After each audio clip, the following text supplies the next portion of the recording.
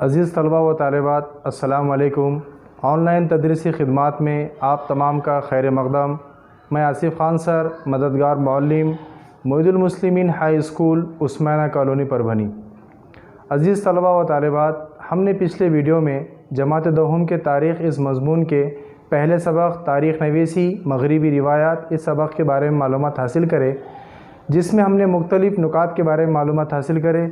چلیے اعادہ کرتے ہیں کہ ہم نے پچھلی ویڈیو میں کن کن چیزوں کے بارے میں معلومات حاصل کرے، جن میں ہم نے سب سے پہلے دیکھے جدید تاریخ نویسی کی روایات، یورپ میں سائنسی رخ نظر کا ارتقاء اور تاریخ نویسی، اہم مفکرین۔ اس سبق میں ہمیں 6 مفکرین کے بارے میں معلومات حاصل کرنا ہے، جن میں سے ہم نے 3 مفکرین کے بارے میں معلومات حاصل کر چکے تھے، جن میں سب سے پہلے مفکرین ہیں رینے ڈیکارٹ۔ ہم نے رینے ڈیکارٹ کی تاریخ کے بارے میں معلومات حاصل کی کہ انہوں نے تاریخ میں کون کون سے نظریات کو پیش کیے، ان کی وفات کب ہوئی اور تاریخ کے تعلق سے ان کے نظریات کون کون سے ہیں۔ اس کے علاوہ دوسرے نمبر کے مفکرین تھے والٹیئر۔ ہم نے والٹیئر کے بارے میں معلومات حاصل کی کہ والٹیئر کی پیدائش کب ہوئی، ان کی وفات کب ہوئی اور تاریخ کے تعلق سے ان کا نظریہ کیا ہے۔ عزیز طلبہ و طالبات، تیسرے مفکرین تھے جارج ولیم فریڈرک ہیگل۔ ہم نے ان کے بارے میں معلومات حاصل کی کہ ان کی پیدائش کب ہوئی، ان کی وفات کب ہوئی اور تاریخ کے تعلق سے ان کا نظریہ کیا ہے۔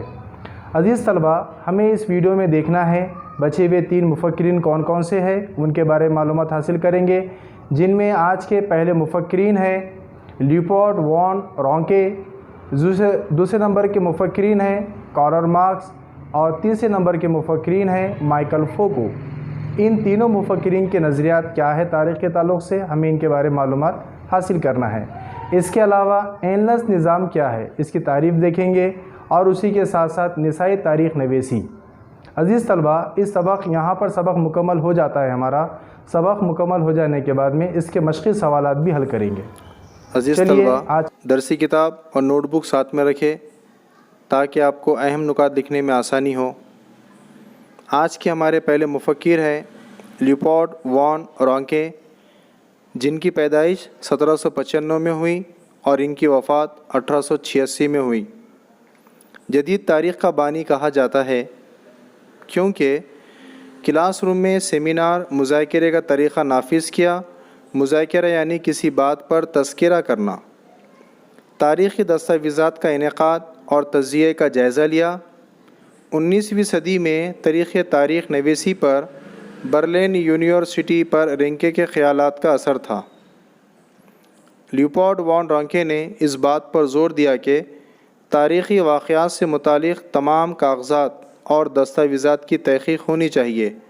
اس طریقے سے تاریخ کی اصل تک رسائی ہوتی ہے۔ لیوپولڈ وان رانکے کا خیال تھا کہ تاریخی واقعات سے متعلق تمام کاغذات اور دستاویزات کی تحقیق ہونی چاہیے۔ اس کے ذریعے سے، اس طریقے سے تاریخ کی اصل تک یعنی کہ اس کی سچائی تک ہمیں معلومات حاصل ہوتی ہے، کیونکہ اصلی دستاویزات کے ذریعے حاصل شدہ معلومات اہم ہوتی ہے۔ اور ان کا خیال تھا کہ بھی جو بھی ہمیں دستاویزات حاصل ہوتے ہیں، اصلی دستاویزات، اس کے ذریعے سے ہمیں حاصل شدہ معلومات اہم ہوتی ہے۔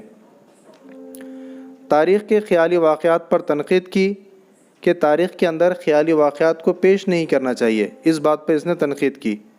دی theory and practice of history, the secretariat of world history تصانیف میں مختلف مضامین شائع کیے۔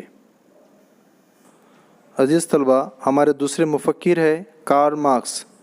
ان کی پیدائش 1818 میں ہوئی اور ان کی وفات 1883 میں ہوئی۔ کارل مارکس کے پیش کردہ اصولوں کی بدولت تاریخ کو دیکھنے کے انداز میں تبدیلی آئی اور فکری نظام کا وجود ہوا۔ کارل مارکس کا نظریہ تھا کہ تاریخ غیر مرئی تصورات پر نہیں بلکہ زندہ انسانوں کے تذکرے پر مبنی ہوتی ہے۔ دیکھیں، یہاں پر 2 چیزیں ہیں۔ مرئی کے معنی ہوتے ہیں جسے ہم دیکھ سکتے ہیں، غیر مرئی جسے ہم نہیں دیکھ سکتے۔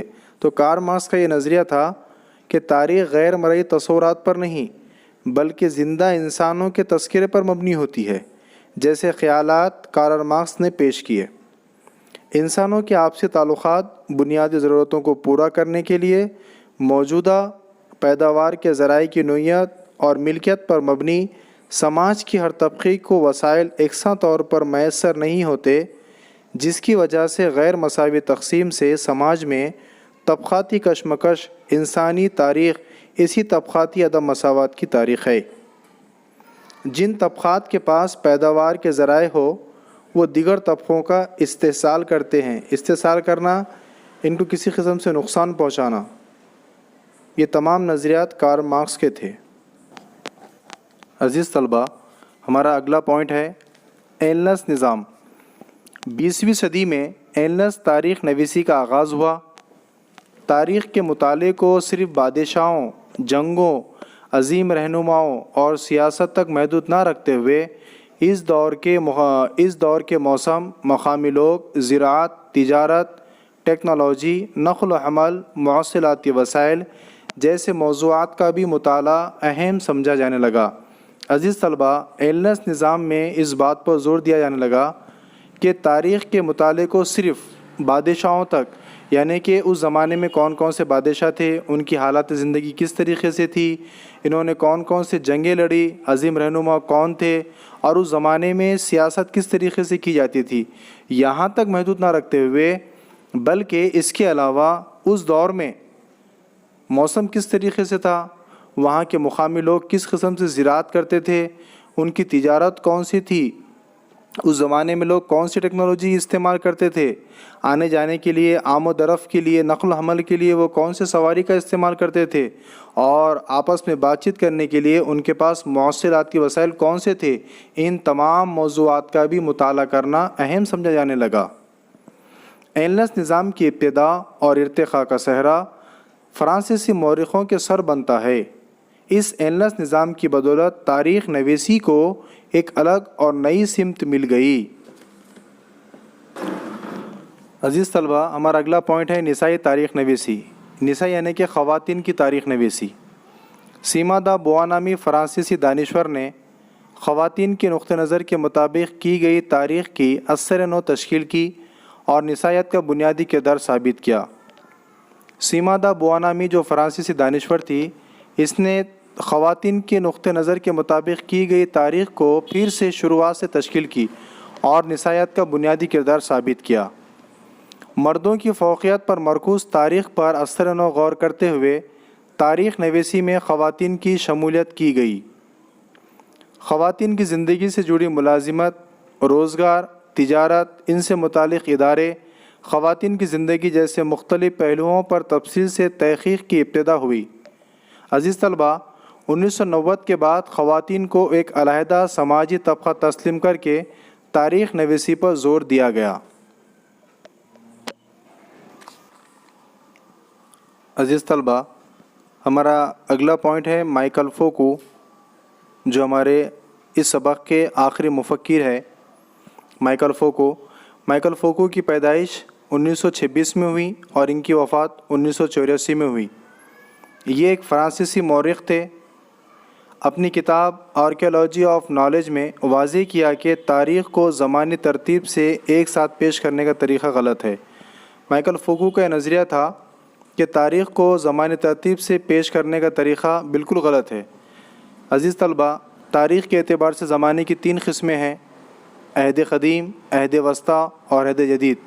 مائیکل فوکو کا یہ نظریہ تھا کہ تاریخ کو زمانی ترتیب سے ایک ساتھ پیش کرنا غلط ہے۔ مائیکل فوکو کے مطابق آثار قدیمہ کے تحت آخری سچائی تک پہنچنا ہی مقصد نہیں، بلکہ ماضی کے تغیرات کی وضاحت کرنے کی کوشش بھی کی جاتی ہے۔ تاریخ میں تغیرات کی وضاحت پر زور دیا۔ مائیکل فوکو نے مورخوں کے ذریعے گزرے دور میں نظر انداز کیے گئے نفسیاتی امراض، علم طب، علم ادویہ جیسے موضوعات پر اس نے تاریخی نظریے سے غور و خوض کیا۔ عزیز طلبہ و طالبات، اس طرح ہم نے اس ویڈیو کے ذریعے سے ہمارے تاریخ کا پہلا سبق تاریخ نویسی مغربی روایات مکمل کر چکے ہیں۔ چلیے اس پورے سبق کا اعادہ کرتے ہیں کہ اس سبق میں ہم نے کن کن نکات کے بارے میں معلومات حاصل کی، جس میں سب سے پہلا نکات تھا تاریخ نویسی، دوسرا پوائنٹ تھا جدید تاریخ نویسی، تیسرا پوائنٹ تھا یورپ میں سائنسی نقطہ نظر کا ارتقاء اور تاریخ نویسی، چوتھا نکات تھا اہم مفکرین جن میں ہم نے مکمل 6 مفکرین کے بارے میں معلومات حاصل کر چکے ہیں۔ اس کے علاوہ جدلیت کسے کہتے ہیں، ایلنس نظام کیا ہے، نسائی تاریخ نویسی کسے کہتے ہیں، اس طرح ہم نے تمام نکات کے بارے میں معلومات حاصل کر چکے۔